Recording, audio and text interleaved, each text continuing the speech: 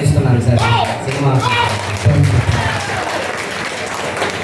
తర్వాత ఈ సినిమా గురించి చెప్పాలంటే సినిమా తపన, తాపత్రయం, కష్టం ఇది.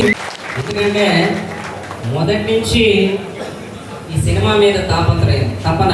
స్క్రిప్ట్ రాసుకున్నాను సార్, ఆ చెయ్యాలి సార్ అని దాదాపు 4 ఏళ్ళ ఒక ఇంటర్వ్యూ చేసిన దాంట్లో కూడా అడిగా, ఏమయ్యా నువ్వేమన్నా రాజమౌళి గారివా, బాహుబలి, త్రిపులారు సినిమా చేసినట్టు 4 ఏళ్ళు సినిమా చేసావు, ఎందుకు చేసావని అడిగా.